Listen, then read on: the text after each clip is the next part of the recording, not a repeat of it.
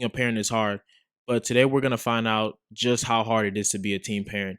Welcome back to the fourth episode of the Adapt or Die podcast. It's your host, Armel, and I'm joined here today with. Chris Osteguin. And today, Chris will be sharing his experience as a teen dad, teen parent. And, bro, but like, let's just get straight to it. Where did it start? Like, how old were you? I mean, it started, I was 16, about to be 17 when I got the call. And I remember what I was doing that exact day. I remember every moment. I remember the time. I remember everything the day that I found out. And I'd never been so shocked in my life. It was just insane. It was an insane phone call. Well, like, so leading up, was it like, how did you meet her? Um, well, we had met through And let's actually disclose this first. This guy, we have approval from your baby mom, right? yeah, Correct? yeah, we have approval from both. I mean, it's all Hold on, good. hold on. You said both? Yeah, yeah. I got two different baby mamas. Got approval from both. They're both cool, both awesome, both And great what's moms. oh yeah, what's their names? Caitlin and Casey. Kayla and Casey. Hopefully we'll have them on hmm the next episode, so y'all stay on the lookout. But yeah, so just tell us, where did it start again? I mean, I met Caitlin through some friends actually. In a weird way, I had a roommate when I was 16. My sophomore year, I had a friend who lived with us, and he actually dated her, and I was dating this other girl. And that's how we met. And then later on, they had broke up, and then me and my girl at the time were kind of like off and on and whatnot. And so I reached out to her one day, and we kind of just started talking, started hanging out. And her parents weren't really big fans of me at the time. They didn't really like me. And so I ended up one day we went out to this party, and then I took her home like in the morning one day, and her parents found out, caught her sneaking out, and their parents were like, "You're never allowed to see my daughter again." They're like, And "Never, this never come back again. Don't hang out with her." So I was this like, this was before the test. "Yeah." Okay. And so they were like, "You're never allowed to see my daughter again." So I was like, all right, fine, that's fine. I'm 16. It's not a big deal." So I was like, "I'm just not gonna talk to her. I'm not even gonna get myself in trouble." So I just like ghosted her. Didn't talk to her anymore. Damn. I didn't. I was like, I don't want to get in trouble. Like I was 16. I was like, I'm not gonna risk her parents like Yeah, getting yeah. police involved or something. And so we kind of just stopped talking. And me being a 16-year-old kid, I was like, all right, well, I'm gonna get back together with my ex then. And so I did. And she had after that, like a month later, she kept trying to call me and text me and all this stuff and trying to hang out. And I was like, nah, nah, I'm not trying to hang Really, out. like no idea. Yeah. She didn't tell you just straight up. She was just like Nah, kind of texting she you did about it. not want to tell me. She wanted to like tell me in person, so she was just trying to hang out, and I would Okay. just like be like, nah. And so finally, like 2 months, a month or two later, I'm with my ex girlfriend or girlfriend at the time, but my ex girlfriend now, and we were just chilling, and she left me like she had called me like all that day, and I was like, nah. And she was just mad. She was like, "Why is she calling you if you don't have something to hide?" And I was like, "I mean, I don't have anything to hide." And she left a voicemail. It was like 3 minutes long, and I was like, Never did it. It never connect to you like where you were remembering like that night and like nah, I mean, I don't remember it, like anything really. It was all like a blur. And I was just like, I don't want to like get in any trouble. I don't want to deal with no drama anymore. I'm sick of it. And so when she left the voicemail, she was like, let me listen to it then. I was like, all right, listen to it. I don't care. I have nothing to hide. And so my girlfriend, like at the time, was like, all right, played it out loud, speaker and everything. And I'm sitting there in the bathroom and I'm just chilling. I'm just like, listen not to thinking it it. was finna be anything big. Yeah, I thought she was just gonna be like, "Hey, like I miss you" or something. Nah, she just got straight to the point. She was like, "I've been trying to hang out with you. It's okay if you never want to see me or talk to me again, but I'm pregnant." And I was like, and like we're just listening to it, and she's like, as soon as she said that, she looks at me. She was like, "You got this, bitch." I was like, "Oh," I was like, "Nah," I was like, "No way, I didn't." And so I was just like in denial in that moment. I was like, "Nah, I didn't." Couldn't believe it. And so it was just insane. It was just a Not like crazy experience. that's crazy that you was with your current girl like and you Yeah. get that. But so when you got that text, like what went through your mind? Like were you scared? Did you think it was real? Like when how long did it take you to get in contact with Caitlyn? Actually, like right after I had left like her house, I like called her and I was like, "Okay, so this is for real." And she was like, "It's for real." And I was like, "Well, what do you want to do?" And she was just scared out of her mind, like crying. was just terrified. She was like, I don't know what to do. She's like, I don't think I can do this. She was like, I don't personally think like I'm gonna be able to handle it. And I understood that because I felt the same way. I was like, I don't even know what to do. And we were just so confused and we just kind of took it day by day. I was like, all right, we'll sit down, we'll talk. And well, it was mainly her idea. She was like, let's sit down and talk. So like we went out and we like talked about it, and then we were like, well, we need to tell my parents.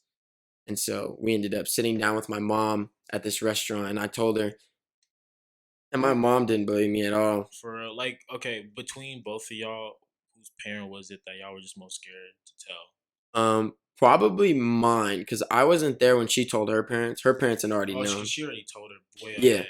Well, her mom, her dad, she ended up telling her dad, I think after, but it was my parents. We were so scared to tell because my mom, my family's grown up. Like my sister had a kid at 15, then my other sister had a kid when she was 17. So like with all that, my mom would be like, "You've Should seen that, so like you should know better." so Like, you already kind of exposed to the people close to you already teen parents. You kind of yeah. already knew how difficult it was. And like my mom was a teen parent too, so she's like, I knew that she'd be like, "You should have known better than that." Like, Yeah. and so like that's why it was so hard for us to like tell her, especially because my stepdad. My stepdad is a strict man. He's from El Salvador. He's not even from like the country. Like he grew up over there, came over here, got his citizenship, and he's like hardworking dude. He's like super smart, and he's just real strict. And like they just have a different culture over there. So he Did it take long for them to accept what happened, or My mom, yeah, me and my mom are super close. We're like this. And so I knew she would like be accepting of it. It was just hard for me to like see her and see how she would react and like how she would feel inside or how she'd feel about me that would like affect me that I knew I was going to be like, dang, I let her down in it a was like way. that point of like disappointment? Yeah. That really gets you. Yeah. When you first like when you just got the text, did you cry? Did you like any type? What emotions was really though? I didn't really cry. It was more of like a wake up call. I was like, this ain't a joke. Like what are you gonna do? Like, and in my mind, like throughout like the whole like experience, I didn't know what to do. And I was just a 16-year-old kid or 16, 17. And I was like, dang, I gotta step up and be a dad, but I still wanna run track, play football, have friends, do Your this. junior year, Yeah. yeah. It kind of. How long did it take for you to realize like you had to make that sacrifice? Because it is at that point you're gonna have to. Surprisingly, it was like a back and forth kind of thing. I don't think I truly accepted the responsibility until like 6 months ago. Cause like between then throughout high school, like when Jace was first born, my oldest son, like I stepped up and I was like, all right, like I got like let go from school and I did like online school at home. And after he was born, I was with her every single day. And it was just me and her. I did a lot of like the baby stuff while she was healing because they got to heal for like the first like 6 weeks, like because Yeah. their bodies just took all that. And so I did a Much lot of respect, stuff. much respect, much respect to women out there because Yeah. giving Oh birth. yeah. That is the most painful thing ever. Seeing that made me realize Were like I you never were really there? thought You were about there it. in the hospital. Yeah, I was there both times for both of them, and props to all women. Like that is so painful and like painful to watch. Like that is just the last like trimester of like having a baby. Women don't sleep. They got back pain. They can't like they just Hey, don't much. anything. That's why much respect to all the women out there, our mothers. Like Mhm. that's real. But so in that moment, like that, when did it hit you though? Like I'm really having a child because I mean, there's a difference between you get a text and you're like, oh, like it hits you in the moment, but then like seeing Mhm. it, holding it, did it change your perspective of it? Did you become more like, I really want to do this? Yeah, I think throughout, I would really want to say that throughout, like before anything, like through the first 9 months, I didn't believe it. Like I was like I kind of just kept going with it and I just like didn't accept it at all. Like I was like, I mean, it was present. Like you could yeah. see the baby, So but it wasn't until like that baby was physically like out and like I held him for like the first time that I realized like this is legit. Like this is a human being that like you created. Like this Yeah, is like your baby. And I was like, it was just a crazy moment. Like it it's was like a such a breathtaking moment. Like I literally almost passed out. Like with that and the combination of like the umbilical cord, I almost passed out. Like I was like, nah. I was it's like, so much to take in at once. yeah, It give you like that sense of like I really got to step up now. I really got to take responsibility. That whole yeah. time, did you question like what you were gonna do? What were your options? What Um, at the time I was like, all right, I'm gonna be a good dad. Cause like my biological father, like he wasn't there for me like all that. Like he was there in the beginning and like jumped back and forth and then ended up like leaving for a very long time, didn't talk to me, ignored all right? my calls. And so like he wasn't the type of dad to like be at all my games, like be at all that. Like he never went to anything. I think he went to like one game my entire life and I was like 5. And then after that I never really saw him. And so like growing up, I always wanted like I was always jealous of the kids. They always had their dads as like coaches, dads at their games, dads at like this. So I was like, I'm gonna make sure whenever I'm a parent, I'm gonna do that. And so like whenever I found out she was having like a baby, my immediate thought was like, I'm gonna be like better than my dad. I'm gonna be everything he wasn't That, in a way. yeah, that's a good motivation, bro. Yeah. That's good that you took responsibility for it and not wanting to repeat. You know what I'm saying? Don't let history repeat it because you know how Hmm. that felt. You know how Yeah. that felt. So when you got the news and you like everyone around you, what did you feel like people around you kind of supported you? Did you feel like you lost a lot of friends? Or like what was the energy you got from everybody else when they heard the news? Because I know like being that kid, Hmm. that comes with a lot of drama. It comes with a lot of Yeah. people talking about you. Um, I mean, I grew up with like a lot of friends and a big like friend base, and so whenever like my friends found out, like an immediate response was like real, and then like if they found out like not through me and through other stuff, it was more of like a joke, and then I'd be like, nah, it's for real. Oh, it's crazy. So, I mean, uh, I did throughout it. I did lose like a lot of respect for my friends because with that, I saw who like what true colors came out and like who was a real friend and who wasn't. Like who was just like making jokes out of it as much as they could, like not taking my life like serious.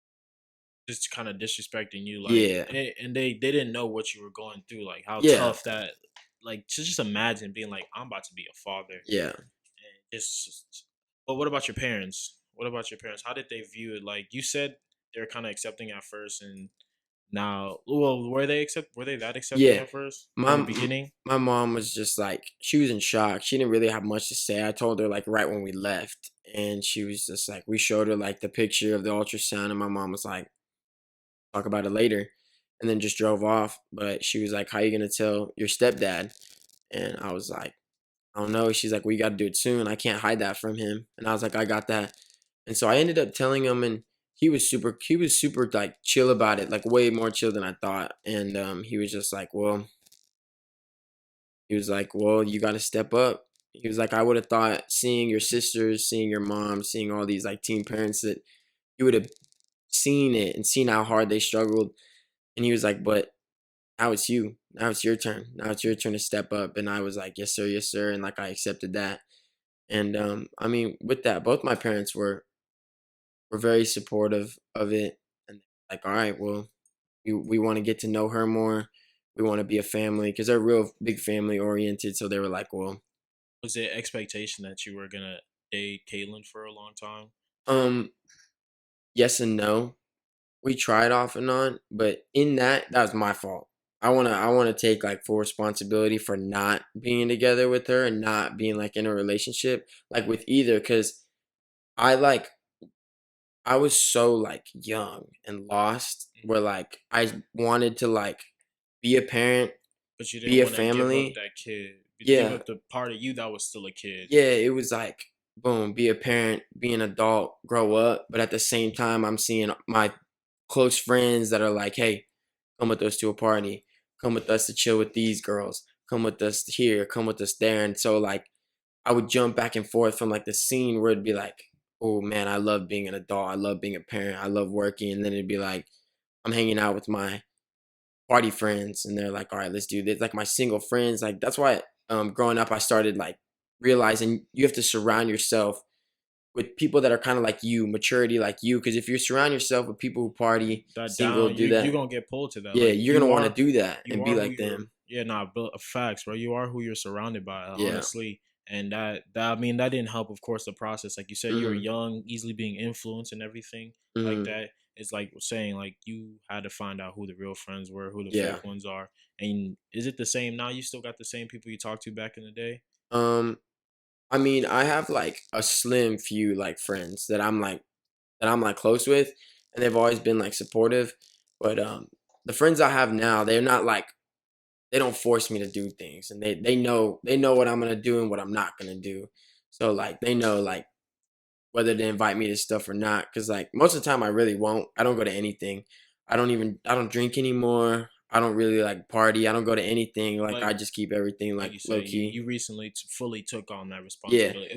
It wasn't like before you weren't out your kid's life. It's just Yeah. that you didn't fully be like I have to really be there for my kids. Yeah. What I kind didn't. what made you snap into that like in 6 months? Like what happened in 6 months that really made you be like I want to be fully invested? Honestly, I think this goes to like all people. Like personally, like I had so many people tell me like what I need to change, what I need to do. My family was like, Chris, you can't keep doing this. Like you need to change your ways and whatnot. And I'd be like, nah, I'm fine for now. Like I'll change them later. I'll do different things, but they'd be like, Chris, you're gonna hit rock bottom. Like all the time. They'd be like, Chris, it's literally gonna take rock bottom for you to realize. And that's what it did. Like in that moment, I was like, well, I can just drink and I'll just do this from time to time and like it helps me forget, helps me this, helps me sleep. Like I forget about like anxiety, all that other stuff. But it literally took me like one day I like woke up and like I was just in a bad place where I was just drinking every night, like just to sleep. Like I would just wake up and like still be like hungover and be like, oh, I can't wait to drink later. And like I just was in such a bad place. And I was like, that's so like horrible. And I woke up one morning and was just like, wow, like I never felt so depressed in my life. And I never want to be in that like scenario or situation ever again. So Kind of that disappointment in yourself. yeah, Yeah. And you didn't want like you want to be a better example for your kids. yeah. And like that's when like I just decided that I'm gonna change my ways. I was like, I don't want to drink anymore. I don't want to go out anymore. I was like, I don't even need friends in that moment. I was like, I'll block all my friends right now. Like I don't need that. I just want to be there for my kids. You And know, like, it sped up your maturity, made you realize things a lot clearer. Because yeah, once you, like they say, you were gonna hit rock bottom. Even if it wasn't financially, you hit it yeah, emotionally, and it yeah, turns you around. Because I mean, once you hit the bottom, it's only up from yeah, there. It's only up from there. It only takes mm, that one moment of realization to be like, I gotta really get my stuff together. I really do. But that's just the first. What happened with the second? You said oh yeah. So I mean, my son was a year and a half, and yeah, he was a year and a half. He was like a year or something, and I had been with Casey, and we started talking right before Jace was born, like right like 2 3 months before he was born. Like we started talking, and we kind of were like a thing. And wait, was this the same one that you got the phone call with? nah, nah, this is a different girl. We had met, and I had met her like my freshman year at like a football game or something, and like we never talked after that. But then out of nowhere, we started talking again, and we were friends. We were cool, and she was just like, "Oh no, I know you have a kid. Like I don't judge you for that." She was super cool, super awesome, and then we kind of just started like talking and like liking each other. So I was like, well, like I feel like it shouldn't be something stopping me from it. Like just because I'm having a kid doesn't mean it shouldn't like stop me from like seeing other people. And so in that moment, like she was really accepting of it. We started talking and whatnot. But then once Jace was born, we kind of just drifted. And she was like, well, You know what what I if mean? you want to get back together with her? What if you having a baby with her makes you like her, Did fall in love you with her? did your first baby mama, Caitlin, did she was she okay with that? Like were y'all talked about not being together and like be seeing other people? Yeah, we did. Um, I don't want to say she was okay with it because she wasn't.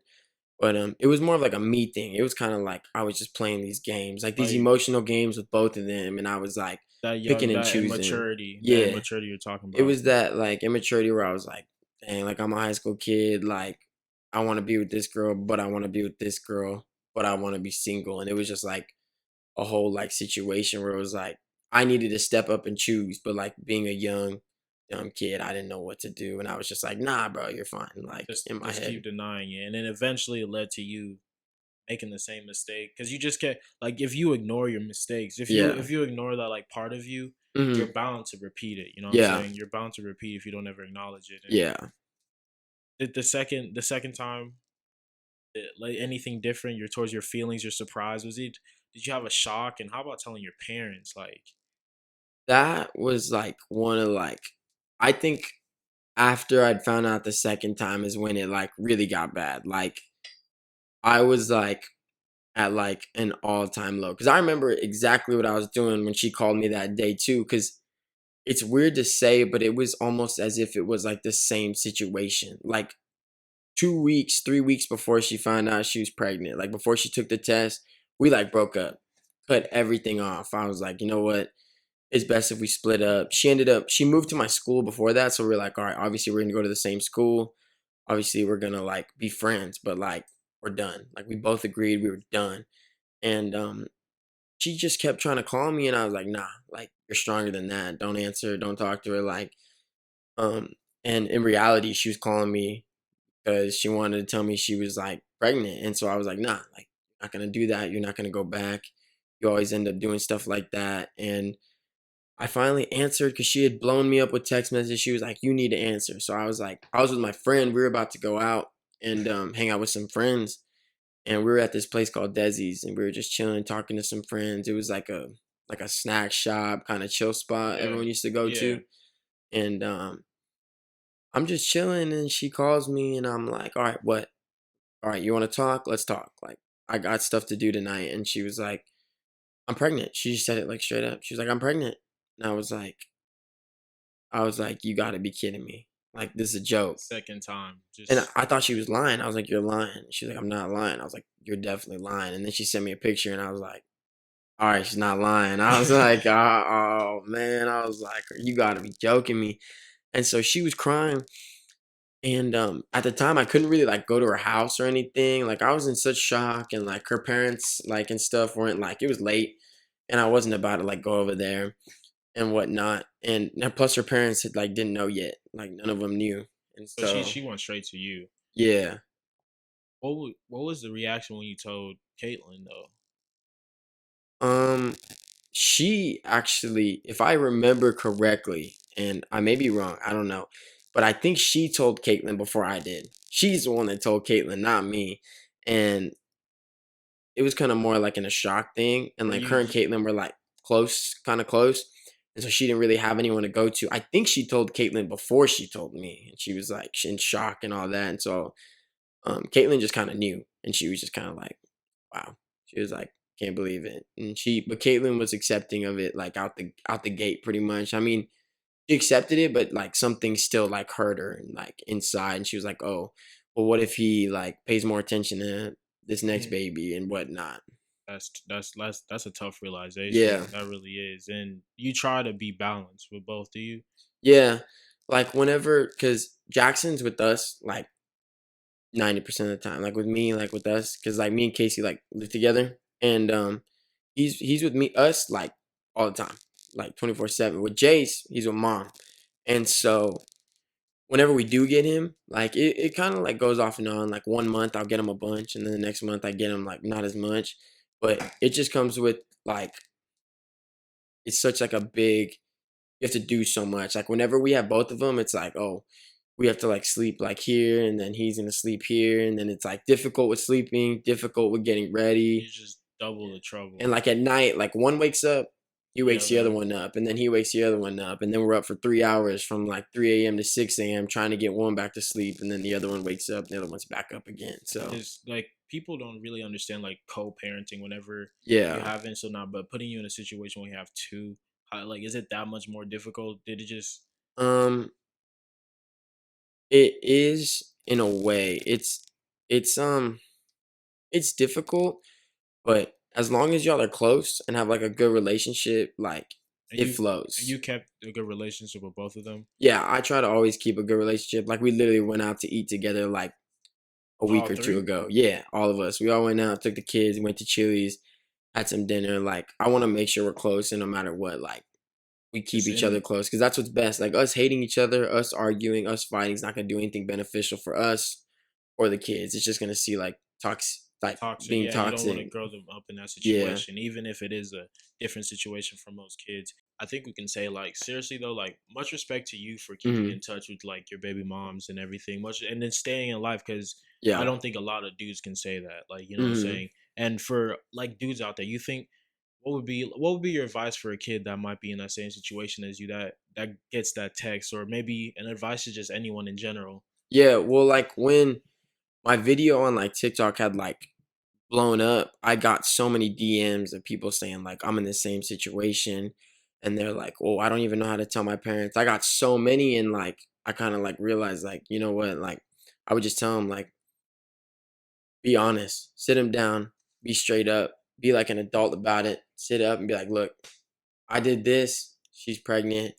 Um, I'm gonna step up and take that responsibility." Or, I mean, you could be honest and be like, "I don't want the responsibility. Like, I'm scared. Like, y'all can talk. There's always adoption. There's always other options. Like, you can put babies up for adoption." But I think like, but just being honest and being upfront and just stepping up as like a person As a is just the person, best. like, because the Like, longer you wait, it's yeah, not, you further just running within the situation. yeah, it just damages yourself more and just tells them that you were hiding stuff. So if you're just upfront and be like, you know what, all right, I did so much more helpful. Like, And you like the beauty. Did you find out the beauty of being a parent? Like, just as far as like, did it make you appreciate your parents more? Really? oh yeah, I mean, I have so much respect for my parents because like I think about it now how like when we have money, we got to spend a lot of money. And so it's like we only have so much left over. But like my parents were like they'd have money and I'd be asking for this, asking for that. And they'd be like, they'd tell me like, well, maybe not this time, maybe later. It made me realize that like as a kid, I thought like my parents were made of money and like they're not. Like in reality, people work and I work and it's like people work for those extra luxuries and like they get good jobs, they move up. And like I just didn't realize the money thing as a kid. And growing up, I see now that like you have bills, you have daycare, diapers Yeah. ain't cheap, formula ain't cheap, wipes ain't cheap, and Especially when you doubling up. oh yeah, Especially when you doubling up, dude. yeah.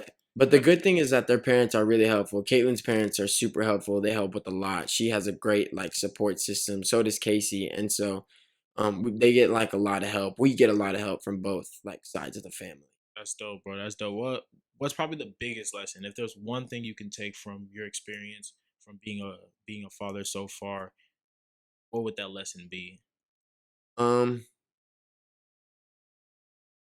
the biggest lesson I got out of this would probably be that I mean I wish realize in the beginning and when people are like telling you like something's wrong, quite wrong. And Yeah. like to catch it before it's too late. Catch it Yeah. before you hit rock bottom. Like be a parent, step up, own up to like your responsibility instead of like putting it to the side or being like, all right, I can worry about it later. Like take care of it. Like you made that like you made that decision like when you like Well, went in there. yeah, So like that's on you now. And that's like on you. it's your decision now whether you want to make something of it or just sit down and have like a pity party and feel bad for yourself. Like no one's going to feel bad for you like you're just wasting time, you know what I mean? Yep, got to take action. You're like, Yeah. got to take responsibility of your Mhm. actions. But thank you today, Chris, for joining us, Yeah. y'all. This was the fourth episode of the Adapt or Die podcast. I hope you were able to pull something from Chris's experience, that we all have parents and we all know that they work hard for us, but maybe this will make you even think about it more, like how hard your parents are working for you. For Chris, now he understands that he has kids in the future, and best luck to you, bro. Best luck Mhm. to you and your baby moms, your kids, Mhm. and I wish the best for you. Hey, y'all make sure y'all check out Chris. He's an up and coming rapper. Where can they find you at? You can find me on like all streaming platforms, Spotify, Apple Music, anything and everything. I go by stage name C Loading, like C space loading, and got some big stuff coming soon. I dropped an album a long time ago, but I have just so much unreleased music. It's just a ginormous vault. So I got a big thing coming soon. It's gonna be crazy. Gotta support the grind. Yeah. Gotta support the kids. So y'all go check them out. Thank you for joining us on the 4th episode of the Adapt or Die podcast. It's been your host, Armel Tala. I'll see you next week.